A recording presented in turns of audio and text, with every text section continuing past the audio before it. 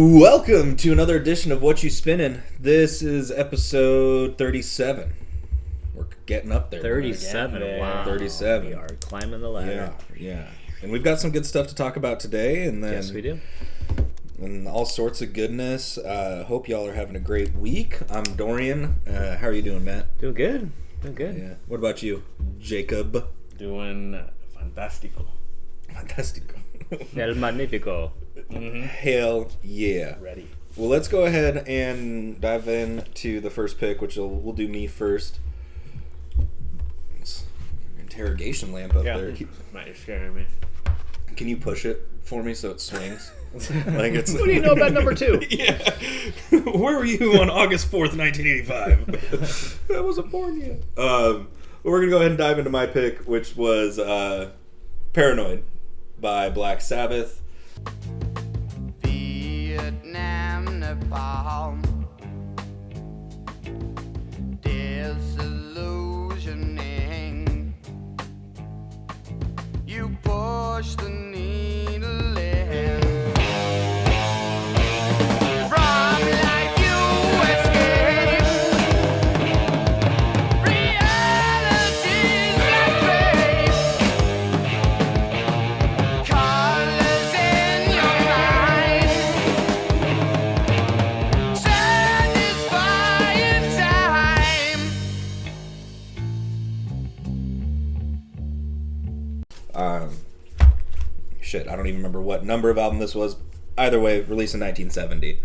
Number 2, that's right. It was number 2. I always get it confused. Because then they were, at this time, they were kind of just shitting albums out. Like, I still got to bring that book to you. I Am Ozzy actually tells, his first book he wrote actually tells a pretty good story of, like, the beginnings of Black Sabbath and, like, how they started and everything and all sorts of stuff.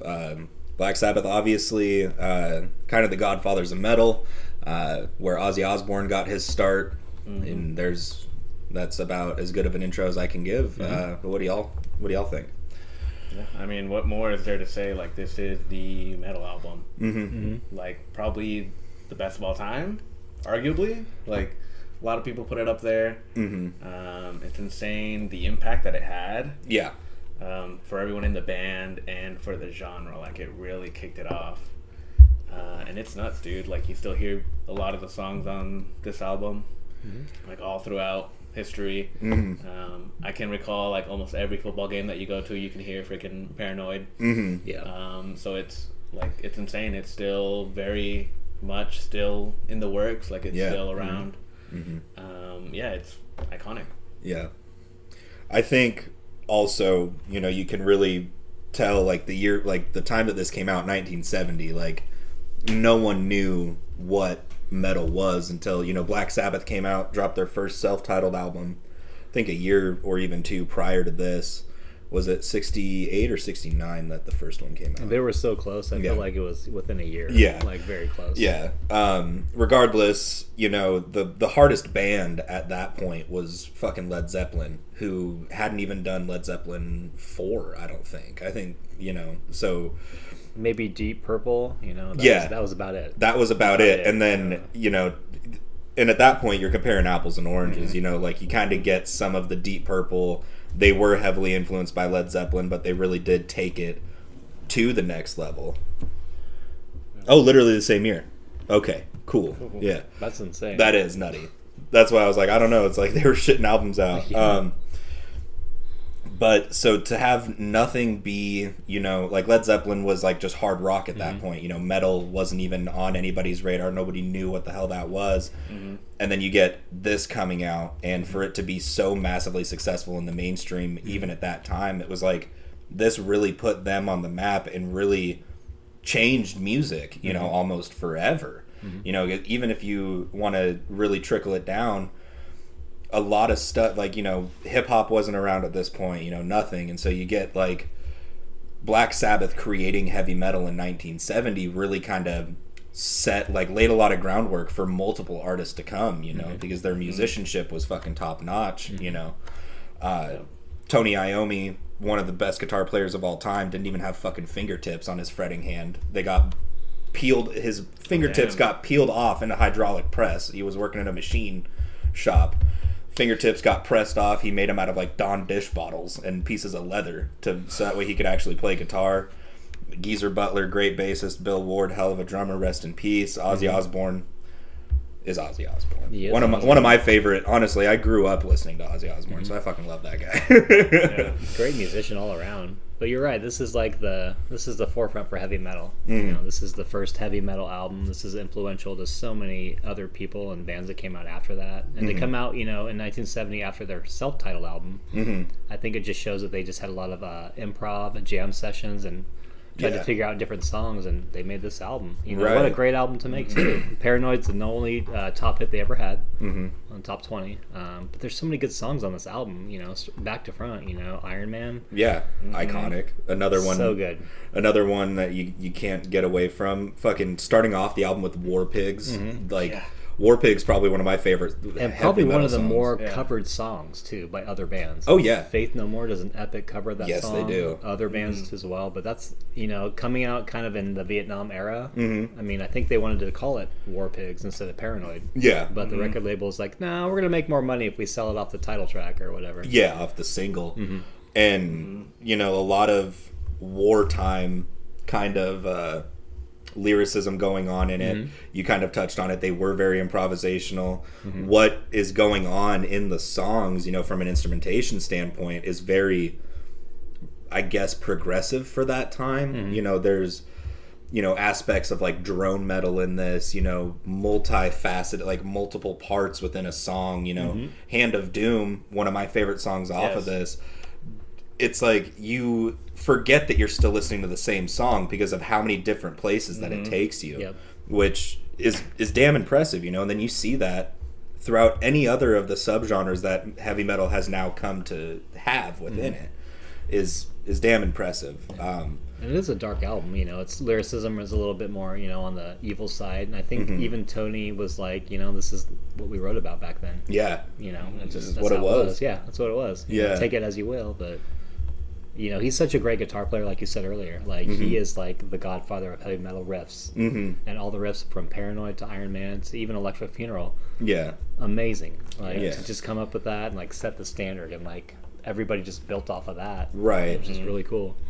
And one thing off of that, there's so many riffs off of this that like if you are an early guitar student, you're going to learn at least 3 riffs off of this. The main 2 being Paranoid and Iron Man. I think that's like, if you play guitar for longer than a month, you're going to end up knowing at least those 2 intros. And they're very simple riffs, too. They're very simple, but they're so dark. And it's just like, for him to just set that standard is just, what a gift to the world of music. You walk in a Guitar Center and you're bound to hear some 16-year-old playing Iron Man. Just riffing it out. Like, on some tricked out guitars, some $3,000 guitars, just going at it. Yeah, the whole staff's probably like over it, like, oh, this fucking thing again. Yeah. It happens so much. This kid's back again, but Jack the Stripper and Fairies Wear Boots, like for me that sets the riff standard for everything. There's so many cool parts in that song, throughout the whole song. One of my favorites. I kind of like that they kind of threw 2 songs onto one track for a lot of this. That's a good one. War Pigs goes into Luke's Wall, which is just essentially a jam band piece by the end of it, them just riffing. And then you and I were talking, or you brought up Rat Salad, which is essentially it's a short song. But it dives into it kind of goes into Jack the Stripper. It flows so well you don't even know which song you're listening to at some point. And it's like a nice little instrumental like lead in to that. And what a great name for a song. Right. Yeah, that's what I was going to say. That's a fantastic name. Right. And the freaking drumming on that. Yeah. Holy cow, dude. Yeah. So insane. It sounds like, because it's just like a drum solo. Like he like drumming for like a minute, just going off. It sounds like a jazz piece. Like it's just like a jazz solo pretty much. But it's just like heavy metal and just like. Very underrated drummer for sure. Yeah. And insane. I think Bill Ward did, like, I can't remember off the top of my head, but I think he started off as a jazz drummer before going in, because they were all very, at least like Ozzy wasn't as much influenced by jazz, but the rest of the guys kind of were, so they kind of had that already improvisation, like that improv kind of bone in their body already, and so you throw those 3 in a pot and you're good to go. Yeah. Planet Caravan is like a real quiet track. Oh yeah. There's A a more never mellow heavily track. covered track as well. It impressed me because like this whole album, it's when I think of it as metal, and I hadn't heard that song in a while, and coming back to it, I was like, oh, it's You feel like Real that would be quiet, like the real last mellow. track of the album too, but Yeah. it's like halfway in there. it's like right in the middle. Yeah. It sounds kind of like outer spacey, like Uh-huh. it's something Yeah. that like it's real mellow, but it's like not eerie, but it's just strange. Like it's weird to put it in on this album, but it fits really well. Yeah, like, it it kind of does. shows a different side of it being like super upbeat, super metal. It's like a lot more toned down. I was reading like some like documents on it in papers, and they weren't trying to make it in like a love song, because that's like kind of corny, you know. You're right. It's definitely the quieter song on the album and more mellow, but that was also a good song too. All this whole album, it feels short, It does. Yeah. It feels short. but it's really good. Like it's so jam packed. There's like no skips. Like the whole album, it's just filled with content. Yeah. And it's another one of those classic albums that they get the point across in a short amount of time. You know, they only needed 8 songs. Right. So 8 songs, 41 minutes or something like that. 41 minutes, yeah. Pretty impressive, if you ask me. Damn. The album cover, Oh, also yeah. fucking iconic.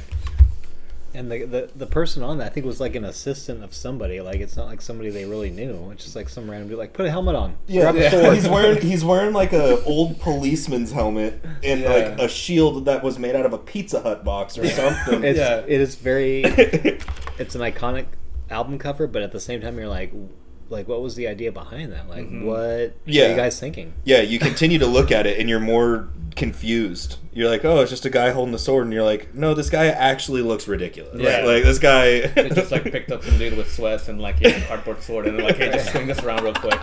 We're gonna take a couple photos of you. Yeah. I saw him in Khalid, so... He was tough, The too. ring, yeah. He's at the bottom of a fortress somewhere. He's in the catacombs.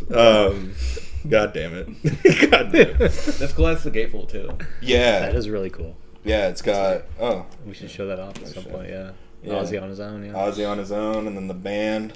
But to look more metal and satanic, you can't. No. For that time and place in 1970, like, that set the standard. And I think there was an incident with somebody not in America, but I think it was in Britain or somewhere in Europe where it was a nurse, and she ended I read up that. taking her life, and she had paranoid on her turntable. Oh shit. And so there was controversy right away, like, oh, you know, Yeah, hey. you guys killed her. It's like, No, we didn't. No, we didn't. Oh. She liked our music, you know. It's like the earliest. That's like probably one of the earliest examples of that. You know, Probably. first ever metal album coming out, and it's already getting you know. Yeah, controversy and everything. Essentially, Black Sabbath crawled so all these other metal bands could walk, whether it's the music standpoint or getting blamed for shit that you have absolutely nothing to do with. Right. And you look back at Black Sabbath and you look at music now, whether it's, you know, satanic or death metal, it's like these guys are pretty tame yeah, compared to what we hear nowadays. for sure. Right. You know, right. It's a lot of taking things out of context and like a whole album, like let's say 6 bars, like, oh, this one sentence said this, you know, and then they just pinpoint it. Yeah. Like this. It's like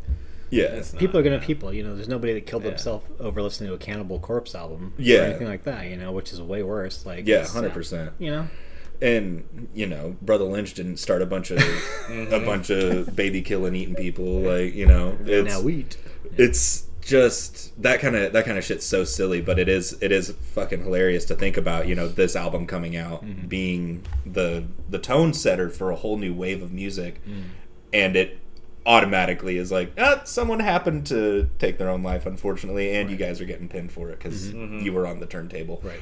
That it's not the best thing to say, but that kind of does crack me up. You know, it's like, of course, like, so this has been going on since the dawn of the genre. You know, Right. Marilyn Manson wasn't the first one to have, you know, shit like that happen. You know, As sad Slipknot. as that is, too, if I was, you know, the lead singer, you know, in that band, I'd be like, oh, that's cool. That person put that on before they died. They Yeah. must have really liked my music. Yeah. That's the Yeah. best thing you can say about that. Yeah. Because there was other things going on in that person's life that made him do that decision.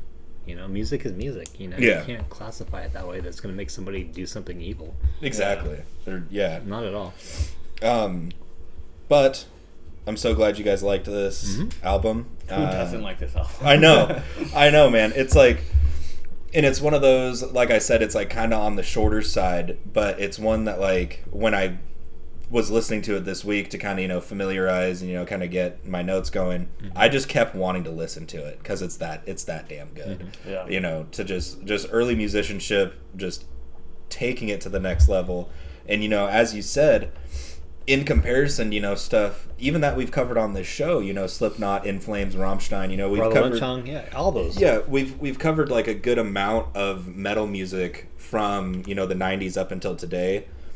So you do go back to this and you're like, oh, this is like kind of kiddie shit, It's like this is pretty lax in comparison to the stuff that you can find, but you sit there and listen to the lyrics and the musicianship and you're like, this was. And at that time, there was nothing like that being done. No. People were not used to this, and it's like, oh my god, what is this? I can just imagine somebody being like, Black Sabbath, what's that? Picking it up from the record store and then putting like just that needle hitting War Pigs for the first time. Someone's mom probably made a mom-shaped hole in the ceiling from just like, oh, like oh Lord, now. Yeah, it's textbook metal, dude. It is. It is the staple of metal, and it's insane what it built after it. Right, 100%. But at that rate, I'll dive in. Honorable mention for me was Electric Funeral. Nice. Number 3 for me was Hand of Doom. Number 2, Planet Caravan, and number 1 was War Pigs. I can't get away from that song. I love it so much. It's a great song. Oh Lord, yeah. For me, honorable mention be Paranoid, because that's the song you hear on the radio today. You still hear that today. That's the name or title of the album. Number 3 would be Electric Funeral. Number 2, Rat Salad, and then I really like Jack the Stripper, Fairies Wear Boots. That was my jam. Yeah. So many good, drumming, guitar. There's everything in that song. Really, and it's a good way to take it home. Yeah. Honorable mention for me, I'm gonna go Rat Salad, just because that drum solo is like a whole minute of just drumming. It's fucking nuts. War Pigs. I'm gonna go Electric Funeral. Something about that, Hand of Doom. Hand of Doom is my number 1 pick, but that drum line, it sounds so familiar. Like I feel like I still hear that drum line today, like in hip hop a lot. Yeah. I don't know what it is. I think I might just be hearing it, but it sounds super, super familiar every time I listen to that drum line. But yeah, great album. Yeah, great pick. Thank you. Thank you. I'm glad that y'all liked it. And that was Paranoid by Black Sabbath. We will go ahead and be right back to dive into the next one.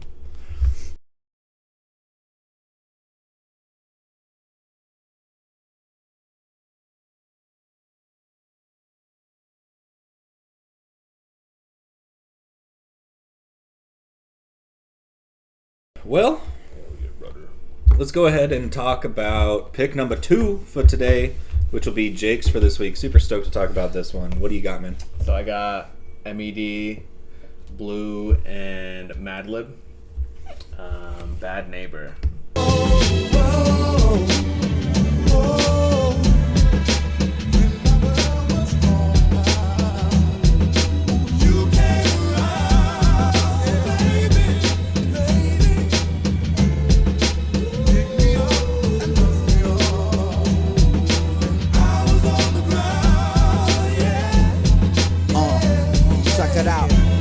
It was a hit. Swear to God, all day, put it on repeat with the iPod. So love, that shit away when you on the job. No love, niggas need a break from the fake. Stay awake, fuck the chase when I'm on my way to cake. Them niggas lost trying to boss with that little face. This is the reissue. They reissued this in 2021. The original came out in 2015. 2 rappers, MED and Blue, with the producer Madlib. Madlib, we've brought him up multiple times. Blue also as well, we brought him up once. This is their second time collabing. They did collab once before this, earlier, off an EP called Burgundy. I think so. And it was the same thing, MED, Blue, and Madlib. They had, I think, just 2 songs, and the rest were like remixes and instrumentals. But yeah, it's a good one. It's a good one. What do you guys think? I mean, you kind of just said it right there. It's a good one. It's fantastic. MED and Madlib, very connected for the past fucking 20 years. Stone's Throw. Stone's Throw, MED was on Mad Villainy, so That's right. he has a feature on, one of the pinnacle hip-hop albums of all time. And, so to see him reunite with Madlib, and then, really nice to see Blue hop on this album as well from the first episode, Blue in Exile, Miles, shout out. And one thing I want to point out, you kind of brought it up, the features on this are out of this world. If you want to talk about an album really showing love to the other artist on the label, because this was released via Stone's Throw, right? Yeah. And do you mind if I take a look real quick? Yeah, go for it. So feature-wise, you've got Mayor Hawthorne, Anderson, Jametta Rose, Aloe Black, MF Doom, Damn Funk, Haji on there. Haji Beats, yeah. Yeah, Haji Beats. But alone, Mayor Hawthorne, Aloe Black, Doom, and Damn Funk, and Madlib and MED all are signed with Stone's Throw. Yeah. And I know that I've mentioned this a couple different times, but the Stone's Throw documentary on YouTube covers all of those. I gotta watch that still. Yeah, it covers all of those guys pretty well. Like, they each get their own kind of little spotlight that they do throughout this documentary. And so I'm sitting there listening to this and looking at the track list, and I'm like, holy shit, this is like the newest version of We Are Stone's Throw. Like, this is Stone's Throw Records. It's like the Justice League of, like, exactly. Exactly. I like that. It's like the Avengers Infinity War of Stone's Throw Records. Like, so I thought that was really cool, that they, paid homage to that pretty well. Yeah. And then Andy on a Madlib beat goes too hard. Like that. He's everywhere, man. It's too He's funny. everywhere. I feel like every album that I bring up, Anderson Paak is somewhere in there. It's like somehow. every 2 to 3 weeks his name gets brought up on here. Yeah. I noticed this today. I'm like, oh, Anderson's on this album. It's like, oh, why is he on every album that I bring up? Yeah. I can't get away from it, man. It's a good thing. I like that. No, it's impressive. I really do like this. Yeah. I feel like Serving set the tone for the album for me. Mm-hmm. It's like electro meets math rock. And it's not really rocky, but like a math kind of vibe where it's very like cutting. And there's so many cool samples on this album. Yes. The way they blend everything together is so cool. And it's another collaboration album. There's numerous guests, like you guys have all said, or like you said, with Mayor Hawthorne, somebody that I listen to, and just other people as well. Huge accolades from critics all around when this came out. Like it was just like praised by everybody for being, a little bit more accessible, but also different. Like it wasn't the same thing. It was coming out of that time period, 2015? Yeah. Like it was just like a free for all. I feel like music and that, especially for this genre, like you can just kind of make whatever you want, and this is very it just clipped on. Caught on. Everybody liked it. Yeah. It's a little bit obscure, but I like that. The beats and the design behind each track play out in a unique way that make the album feel a bit eclectic and obscure. Like I said, obscure, but it just the way it plays out is just so unique, and it's just like the album cover itself, like it sets the tone for the whole album. And I think it's really cool that they were all able to throw their own unique spin on it, whether it's Madlib helping with the production part or Blue. And I'm just now realizing that was Miles, that album, Blue in Exile. I didn't even think about that until you said that. I'm like, fuck. Yeah. That's. I need to get more of that stuff, Yeah. No, and a little inside baseball for the viewer listener. I mean, as we've talked, like that album will like we've brought up. We've like called back to that Blue in Exile album a lot, and it might end up, we might end up, talking more about it as time goes on. Those guys are great. Well, that also, and didn't you just get like another Blue album? I did, yeah. And the Heavens, yeah. Yeah, so that he's massively underrated in my opinion. He definitely is. Definitely. Heavily underrated. This album, I feel like it gets pushed under the radar a lot, just because. Not only MED and Blue, they're not very well known, but Madlib at the time, he had just finished doing Pinata with Freddie Gibbs. That was massive the year before this. So this album came out, and it kind of got swept under the rug, I feel like, by a lot of people. But for those people that do know about it, they can appreciate it. Right. It's real jazzy, a lot of great sampling. The looping on it is really good. I think it has some of my favorite Madlib beats. Whoop-Dee, that's a new song on this album. It wasn't on the original. Okay. Also a really great song. And they switched up the order of the tracks, the sequencing, too. yeah. I'm looking at it, I'm like, wait a minute. Yeah, they switched it up because it ended with the buzz. Exactly. That's what I was like, well, this is the last and track. they started with that, and I think it's fantastic start because it's it's my favorite song on the album. Yeah. So yeah, It's been a long time since I listened to the original release of this.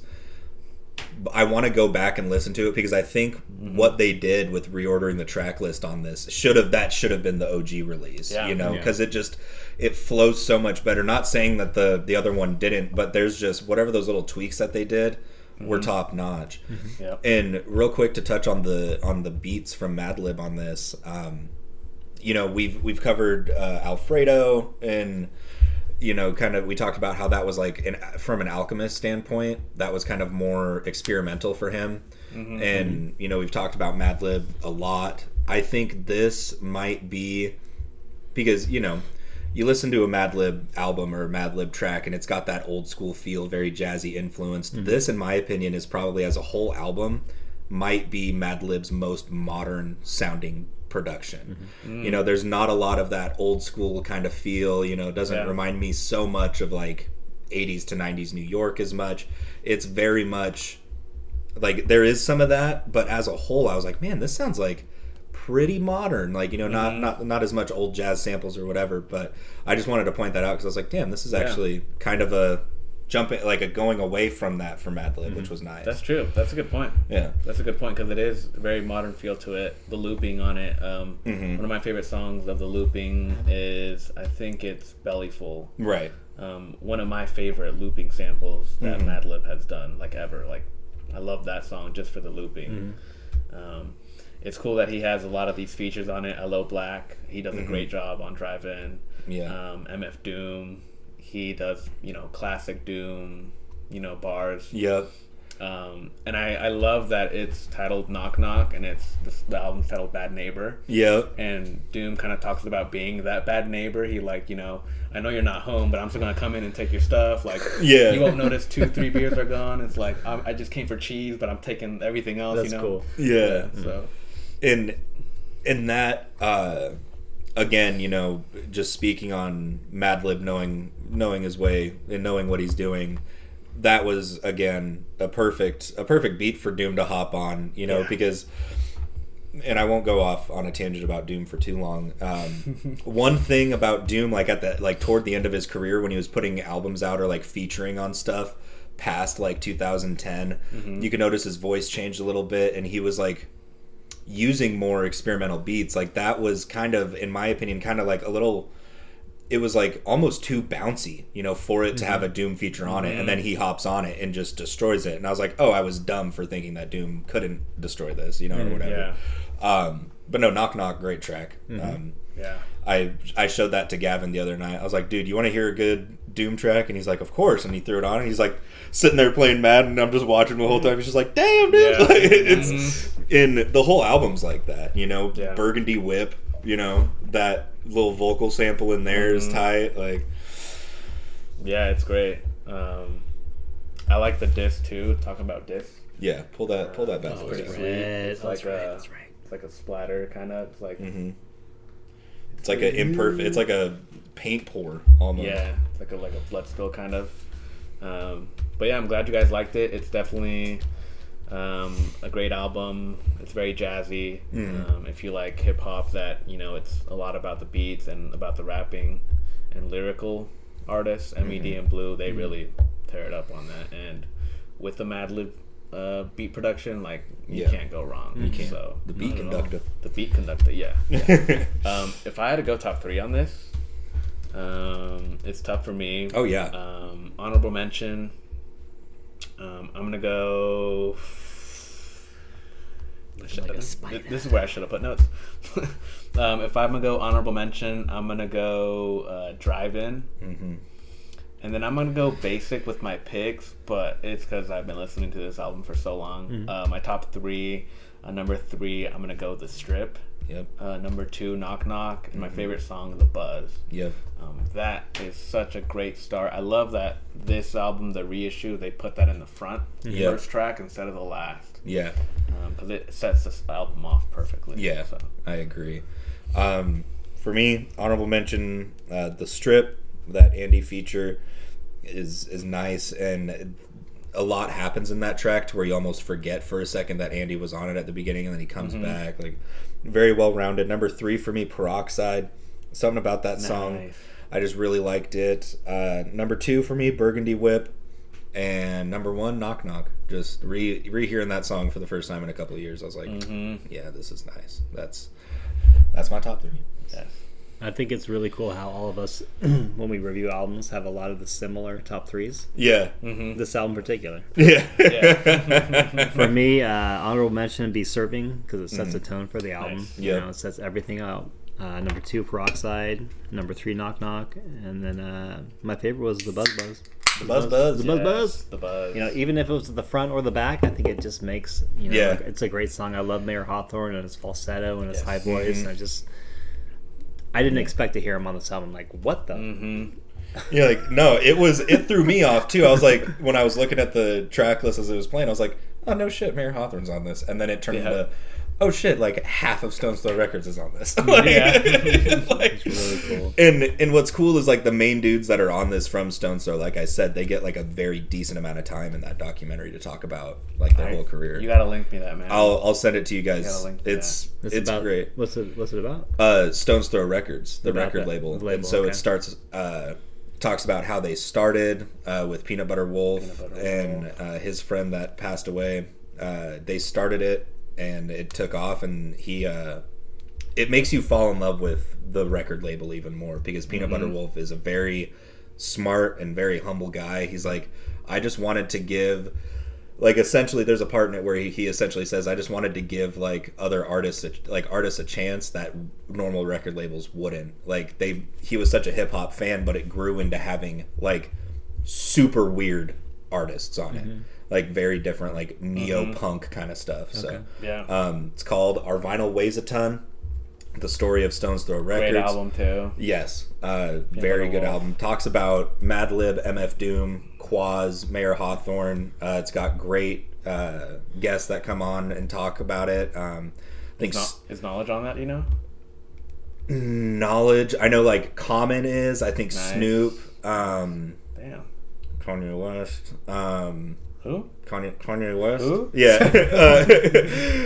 Kanye's on it. I do believe, I think Knowledge is. Because he's signed to Stone's Throw. Yeah. And I'd be surprised if Anderson isn't on that, because he's... Was Common on that album or that label too? Common? No, I think like they just had like big hip hop people come on because It's crazy to mention all those. I think throw Mayor Hawthorne out there. Yeah. Oh, yeah. By the way, Yeah, well, no, I'm talking about the artists that they have come in and like talk during the documentary. They had like big hip hop names that were like, "Yo, Stone's Throw was the shit." Oh, like bringing it even up. for Gotcha. me, yeah. Gotcha. So great documentary. Go take a peek. Yep. But regardless, that was Bad Neighbor by MED, Blue, and Madlib, which was Jacob's pick for this week. We're gonna go ahead and take her on home by covering Matt's.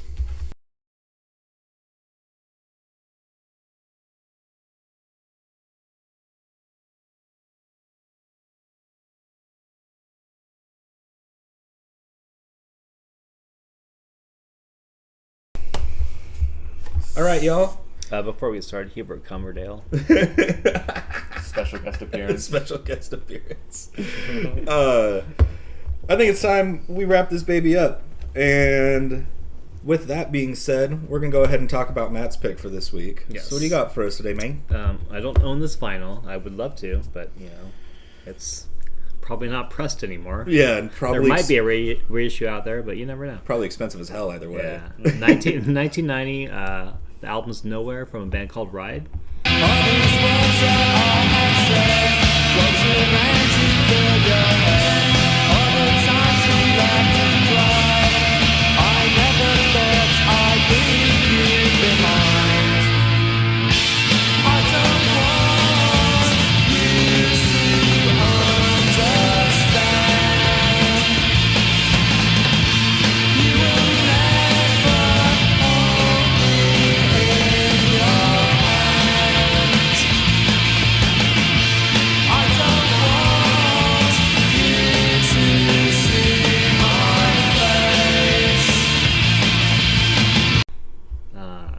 More of a, I guess, shoegaze era album from Britain. I think that genre is kind of, not very well known. No. It's like, how would you describe that genre? Yeah, and why the hell is it called shoegaze? Yeah, what does that mean? I think because when you listen to it, you better wear your shoes. Yeah. And you better be as high as fuck, Yeah. You're just staring at your shoes. Shoegaze is the move I do whenever I meet anybody. I'm like, how your shoes? Cool shoes. Hey, nice to meet you. I'm Dorian. I was like, that's my opening move. That's like. shoegaze. For like, if I had to define shoegaze, I would define it as guitar heavy and very chaotic. Yeah. But in the sense that it's melodic and you can make sense of it all and find really cool melodies and really cool, whatever you want to call it, throughout the song. And I think Rye did a good job at it. They were not a huge band. They weren't very popular going, through that era. They just kind of set a bar. It's like, throw it out there. And a lot of bands came out after them and tried to copycat that sound, and maybe they got popular because of it. But for me, Ride is just one of those weird, eclectic bands that not a lot of people know about. Yeah.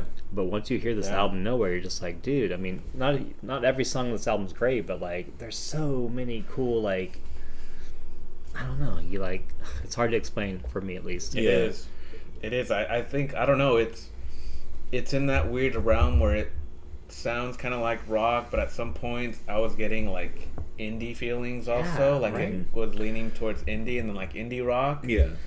And it's kind of strange. Like, I was like, what am I listening to? At first, the first couple of listens, because I listened to this album like a lot of times, I was like, it sounds chaotic. Like, I don't see where it's going.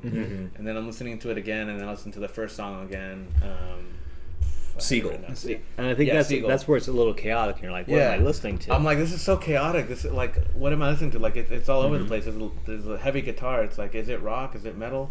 But then I keep hearing it's all it instrumental more. too, I think. Yeah, right? I keep hearing it more, and I'm like, okay, I like this. This is good. And then with the more listens, the more repetitions, I see why people give it praise, why people ended up liking it, and it did eventually. Like, even nowadays, like, it's regarded as like the shoegazer album. It is. And once you get into the album and get past Seagull and get into like songs like Dreams Burnt Down, like there's so many like you're just like, whoa. Yeah. Like you hear bands like Oasis and other bands that came out, later on, but like you can hear a lot of similarities within that realm. Right.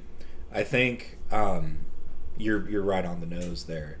For me, and this is hilarious that this is kind of the takeaway, because, as I just said at the beginning, I was like, how the hell do you define shoegaze and what the hell is that? Because I think you've like brought up the genre before, Matt, and I like just like, I think I know what that is. Apparently I don't. Had no idea. But trying to like figure out, like, what is this? Like, it was so intriguing. Like, it really, caught my ear upon the first listen. And the way I was like, because everybody, I've said this a bunch. Anybody, when they hear something for the first time, they try to find a similarity with something that they're familiar with. Yep. Yeah. And we do that too, I'm sure. Exactly. Yeah. And so with this album, what I did, and I was like, oh, makes sense Matt brought this up, because this reminds me of that Sigarosa album mixed with the Godspeed You Black Emperor album. I was like, where it gets chaotic and shit. Yeah, it's like chaotic yeah. and just like big sounds, like, just chaos. Like, I was like, it's a very loose comparison, but I was like, it makes sense Matt brought this That's up. a great comparison. Like, it has two of his albums. Yeah. But I liked it, and like the manipulation of like the guitar feedback, when shit's really like, and then it's like I think when you have two guitar players too in a band, like it adds so much more to that dynamic. You can get so many more sounds, especially the singer is playing guitar. For the most part, the lead guitar. I watched a video last night of a performance from 1992 that they did of Nowhere, the song Nowhere. Right. And the lead singer is just, he's just doing these crazy guitar licks and going back to the microphone and doing his thing. And oh my god! To do that on stage and do it well and accurately is amazing, and to create that sound and that vibe. I'm glad you guys liked it, because it's a fun album. It really is. Yeah. It's something different, and it's. I think the reason, like the main reason why I compared it to the GYBE album was I was driving and listening to Seagull and Kaleidoscope. Like, I just put it on as I was driving the other day.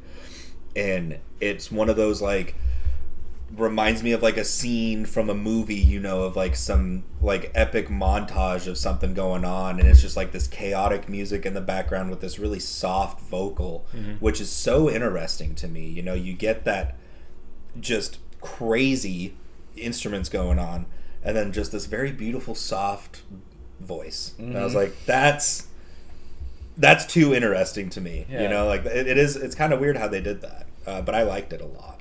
At some points, I was like debating with myself. I'm like, is this indie? Is this almost dream pop? I'm like, what's going on? That's a good way to say it, though. It might have even started that genre of indie. Like, it was that kind of different, which is out there. It really was. And it's I was looking at it too. I think I read somewhere that there was a difference from like the vinyl to the CD, and there was more tracks on the CD. There was. Yeah. So like, where does it end? Does it end on nowhere? And then isn't it Vapor Trail? I think is the last one. Is the last song on the OG release, and then there's literally, if you look on Spotify, a whole another album's worth of tracks on there. Yeah, because I saw that, and then I was like, oh, like I wonder. I think like, before they how those released hold up. this album, they had a lot of EPs that came out where they put some of those songs out there Yeah. Oh, okay. and did that. Because even like the rest of it, like even after Vapor Trails, like Taste. Yep. Also really like that song Here and Now. A lot of Unfamiliar. the like a lot of the back album is really good. Yeah, like it super just good. you know, it goes through this thing and then does some instrumental stuff. You know, it starts with an instrumental song, and Here and Now I think is a little bit more instrumental in a way. I like this band because they all went to art school, Really. and you know, Art school kids. Pink Floyd went to art school, so it's like you got that, it's got that cool kind of vibe to me. Like I'm like, oh, this is cool, and you can hear some of that influence there. And it's just whether it's the long drawn out songs, because their songs are like 6 minutes. They're 7 very minutes, Yeah. they're not short songs. Some of them. Ride's a fun band. You know, they were super young. I think they were like 20 years old when they made this album. Jesus. It holds up well. It does. It does. And it's one of those, again, an album that you can really just get lost in when you listen to it because of the way the songs are written and the kind of music it is. It does, things kind of do go one into the next, and it's kind of just like a blitzkrieg of an album if you listen to it cover to cover. There's just so much going on in every single song, and then you're like, oh, is it over? Or is this the next track? Right. Like, what's going on? Because the transitions are just bam, bam, bam. Like, they really just hammer through this album, I'd be interested to see, much like the Floater show we went to, I would be interested to see a live performance of this and, like, whether it's just, like, once they start, they don't stop. Because watch that Nowhere performance. I will. And you'll see it. Yeah. Because it is almost, does kind of have, like, a jam band kind of feel. Like you listen to this stuff and you're like, man, live they could really go off on this tangent at the end of this song. Like improvise a lot. Yeah, exactly. And so that's why I'm like, man, I wonder if they were to do like a anniversary of this album, how crazy would that be? Would it just be like a whole hour of them just I think they ended up coming back and like doing some. I don't know if they made a new album, but they ended up touring again and playing live. Back I think 2019. Okay, so a few years back. But watch that video. I will. Watch that video. I think you'll like it. You'll be like, wow, this is a Floater show. You'll like it. But they were very humble. They weren't huge. They didn't like make a bunch of money and like sell out, and like they just kind of did their thing, made this album. They made a couple other albums that are decent, but they just like, here's our stuff. Yeah. And it's like a pioneering album for shoegaze, is it not? Like that's what I was kind of reading. As far as I know, and I don't know much about. There's, I think it's My Bloody Valentine's, another band that's in that genre. I don't know much about that band, but it's similar vibes, I'm sure. You know? So, but Ride's considered that bar. They set that bar, and a lot, like I said earlier, a lot of bands came out and tried to assimilate that sound, and they couldn't do it, or they did.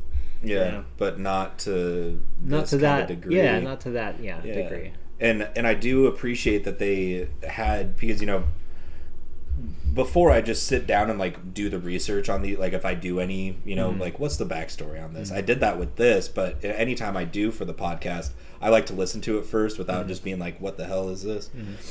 I did that and I was like, oh, that's nice. Like they did some nice like multi-tracking on the vocals. No, they've got two vocalists, but then you still listen to it, and I loved the fact that they did multi-tracking on the vocals. Just like a couple takes of the two vocalists, and then just layered it up. Like the production and mastering behind this album was also very, very good, and very technical. And 1990 was kind of the start of a lot of bands doing vocal layering and multi-tracking on vocals. Kurt Cobain on Nevermind was like one of the biggest early examples of mainstream rock using that kind of multi-tracking. So I thought that was really cool to see this a year prior to that, you know. Yeah, I think it's always interesting when bands have their debuts, and it's a debut, so in a sense they have a setting to make something new, and it's onto them if they do it or not. Yeah. And when they did this, it definitely was something new. Right. Something super crazy that it's hard to still. I'm trying to put it into a category, and it's hard to. It's a category that I've never heard of, shoegazer, and then for it to be like the biggest thing in that, like, says something. Yeah, which is something I love about, you know, we're like all the albums that we've covered up to this point on the show is we've had that come up a lot. You know, we've covered a shit ton of debut albums, and most of them, if not all, were really a jumping off point for a new subgenre or whole new genre altogether, you know, which is something that I do appreciate about this, you know, whole thing is pretty badass. I could see this too, like piggybacking a lot of indie artists, like if they were to like tie we were it talking, back, it set that genre yes name indie, like in a sense, you know. If they were to tie things back, 1990, like this would be one of those albums. 100%. Absolutely. One of those albums. Yeah. The producer for this album ended up having to like leave, like mid production. Yeah, and so it was actually finished by Alan Moulder, who did the Downward Spiral by Nine Inch Nails. I mean, Melancholy by Smashing Pumpkins. Damn. So, and then the Fragile actually too. That's why I brought it up. Pop by you too. Why did he leave though? Do we know? A mental breakdown, apparently, with teeth. He did a lot. Damn. So, anyways, it's cool to see that those producers were, you know, in music early on, back in 1990, before some of those bigger albums came out. Yeah. You know. Yeah. So, and that's something else that I appreciate is we've covered, you know, even, you know, like we've covered a lot of rap projects that, you know, have like the same producer, and in that sense, that means like the motherfucker making the beats and stuff. And then, you know, you go over to this other side of like the metal and rock and industrial albums that we've brought up, and it's like production. It's either Terry Date or some other dude, and that's it. Like it's, you know, we've talked about Terry Date a ton. You know, Alan Moulder, we've covered a good amount of his albums that he's been on as well. That's great. I was wondering because, dude, I'm actually blown away. Makes sense. No, it does, because I was doing the research on Ride this morning, and I was like, Alan Moulder. I was like, why the hell does that name ring a bell? I'm like, why does that sound so familiar? And I'm like, oh, we've talked about it. I love that. It all ties together somehow. Like that's nutty.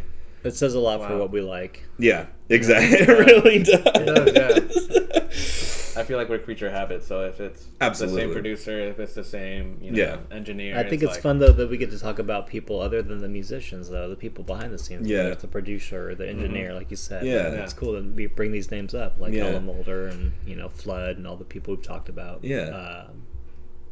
And what was it for Brendan from Chili Peppers? What's this guy? Brendan O'Brien. Yeah. Like all these great producers. Yeah. Like, there's so many of them, and the hip hop producers and all that. You know, there's so many good people out there. And the cool thing about, you do the research on like some of these rap albums, and the story's pretty much told right there. You know, on that. But for some of these other projects, you know, like when we covered Slipknot, and you know, I brought up the story of Ross Robinson like throwing potted plants at Joey Jordison's head, like those kind of things. You really gotta like you gotta like dive deep for, you know, to find these stories and stuff. And then even like same with the rap stuff too, for the most part, you know.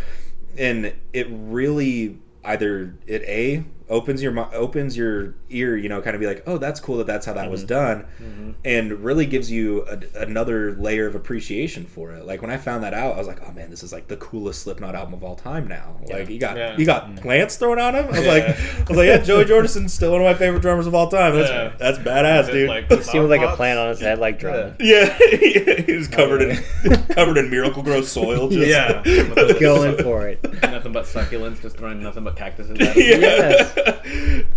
But that's awesome, man. Yeah, I love that you brought this up, because it really did, you know, it's awesome to see something like this and be like, oh, that's, and you know, just like we talked about with Paranoid, to be like, oh, that was the jumping off point for all of this. Yes. Yeah. Right. And so, you know, you listen, like you said, to all these indie acts nowadays, and you're like, oh, when did this band start? 2004. Oh, I know where they got their influence. Right. Fucking Ride. Yep. I was just gonna say that we haven't brought up a lot of indie music, but I feel like if we do, we could kind of tie it back. We could. 100%. We could tie it back Yeah. to this album. Yeah. Because it had a lot of those, like doing something new and then also going a different direction. But then later down the road, new artists, they're backtracking to trying to get this sound. So Yeah. I think Polar Bear is a good example too. Yes. That song is a good example of like that whole thing. That whole was- vibe, that whole Yeah. genre.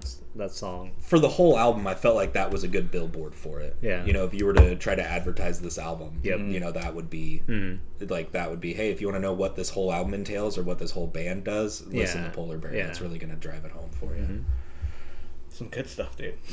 Yeah. I'd never heard of this. I don't know how, but it's so good. Yeah, and I found it just stumbling across other bands that I listen to, like Sigur Rós, and you know, diving into other things. You Of know, course. just, fuck. Lucky. You basically alluded to me that you were going to bring this up like a week and a half ago, but I'm too dumb sometimes to realize it because smart It's man, that one brain Jenny. cell. Yeah, well, because so I got this book, the 1001 albums you need to hear before you die, and like showed you guys pictures. And like a week and a half ago, Matt's like, "You should check out this album. It's probably in that book you have." And I was like, "Oh, I have to look for it in the book." You know, what does he do last week? He's like, "Hey, we're bringing up Nowhere by Ride," and I was like, "Oh shit, all right." Could have seen that coming by 8 miles away, but no. And it's there. It's in there. Yeah, I'll start off with my top three. Hell yeah. My honorable mention was Here and Now. I like that because it's more at the end of the album and it's mostly instrumental and it's just a fun track. Nice. Number 3 would be Vapor Trail. Number 2, Kaleidoscope, and then Dreams Were Down. I like because it's so like happy and then it's just like it's like almost just heavy. It's so heavy and it goes back into the sweet melodies. And there's so many cool guitar licks and just harmonics. It's just such a great song. It's a happy song. That one song messes with you a couple of times because it goes from that soft to the heavy back to it. It's like, like. But if I think of Ride, that Dreams Were Down is the song that I'm just like, that's the Ride sound right there. Like, if you want to know, that's them. Yeah. No. For me, my honorable mentions were Taste and Seagull. For my honorable mentions, number 3 for me was Vapor Trail. Number 2, Polar Bear, and number 1 was Dreams Burned Down. Hell yeah. Nice. Yeah, my honorable mention was Vapor Trail. It looks like that's their biggest song. And I think it's great. It really solidifies the album. And the fact that it ends with that. But then, there's other additional tracks to the end of the half. Top 3, I'm going to go Here and Now. Seagull. Every listen that I do of Seagull, it's great. I learn something, like I get something new out of it every time because it's so hectic. It feels like a wave. Yeah, like an ocean or something. It does, right? yeah, and ties to the album cover also. Right. It does. And then Taste. Taste is my favorite. Taste is a good. Yeah, that should have been on my top 3. Yeah. That's a great song. Hell yeah. Well, thank you for bringing that up, man. That was quite a Glad you guys treat. liked it, yes. Quite a treat. Anyways, that was Nowhere by Ride, which was Matt's pick for this week, released in 1990. And now it's time for our favorite part, what we spin in next week.